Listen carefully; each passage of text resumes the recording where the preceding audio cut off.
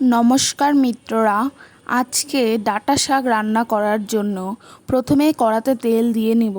তেলটা যখন গরম হয়ে আসবে কয়েকটা শুকনো লঙ্কা ভালোভাবে ভেজে নেব।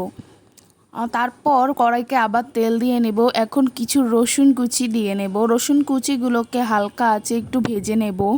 এগুলো যখন হালকা হালকা বাদামি রঙের হয়ে আসবে তখন রসুন কুচিগুলোর মধ্যে আমরা কেটে এবং সুন্দর করে ধুয়ে রাখা ডাঁটা শাকগুলো দিয়ে দেব। ডাঁটা শাকগুলো সুন্দর করে বেছে কেটে রাখবেন। ডাঁটা শাকগুলো দেওয়ার পর এখানে আমি কাঁচামরিচও দিয়ে দিয়েছি। একেবারে কাঁচামরিচটা আপনাদের মতো দিবেন, যে যতটা ঝাল খান ততটা দিবেন। ডাঁটা শাক দেওয়ার পর আমি রসুন কুচিটার সাথে ভালোভাবে ডাঁটা শাকটা মিলিয়ে নিচ্ছি। দেখুন, আমি কিন্তু অনেকটা ডাঁটা শাক দিয়েছি, যদিও ডাঁটা শাকটা একেবারে কমে অল্প হয়ে আসবে। শাক এরকমই হয়, প্রথমে অনেকটা থাকে, পরে খুব অল্প হয়ে যায়। ভালোভাবে আমি নেড়ে চেড়ে দেব ডাঁটা শাকটা। এরপর আমি দিয়ে দেব হলুদ গুঁড়ো এবং লবণ।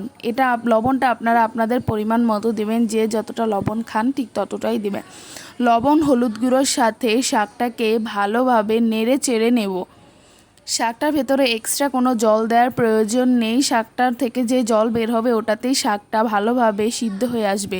আর মূল যে উপকরণ আলু এখানে আমি ভালোভাবে সিদ্ধ করে হালকা একটু জল দিয়ে রেখেছিলাম। আলুগুলোকে আমি স্ম্যাশড করে রেখেছি। আপনারা শাকের মধ্যে এই আলুটা দিলে দেখবেন শাকটা অনেক নরম এবং খেতেও খুবই ভাল লাগবে। এভাবে ডাঁটা শাক তেমন একটা ভাল লাগে না, আমার মতো করে একবার রেঁধে দেখবেন, আপনাদের কাছে খুব ভালো লাগবে। এবং আপনারা যদি আমাদের চ্যানেলে নতুন হয়ে থাকেন অবশ্যই আমাদের চ্যানেলটি সাবস্ক্রাইব করবেন। জলটা দেখুন একেবারে শুকিয়ে গেছে। শাকটা দেখতেও খুব সুন্দর হয়েছে, খেতেও আসলে খুব ভালো হয়েছিল। বাসায় আপনারা অবশ্যই এভাবে বানাবেন। এখন আমি কিছু শুকনো মরিচ গুঁড়ো করে উপরে দিয়ে দেব। এটার আসলে গন্ধটা খুবই সুন্দর লাগবে শাকটার মধ্যে। আমি 3টে শুকনো মরিচ দিয়েছি। দেখুন কতগুলো শাক মাত্র কতটুকু হয়ে গেছে, যা শাকের জলটাও প্রায় শুকিয়ে গেছে। শাকটা আমাদের প্রায় হয়ে এসেছে, আর কিছুক্ষণ রেখেই নামিয়ে নেব। আপনারা অবশ্যই বাসায় এভাবে একদিন ডাঁটা শাক রান্না করে খাবেন। আর বাসায় খেয়ে অবশ্যই আমাদেরকে এসে কমেন্ট করে জানাবেন যে আপনাদের কেমন লেগেছে শাকটা খেয়ে। কালারটাও খুব সুন্দর হয়েছে। আলুটা দিলে আসলে কি এটার খাবারটার টেস্টটা অন্যরকম হয়।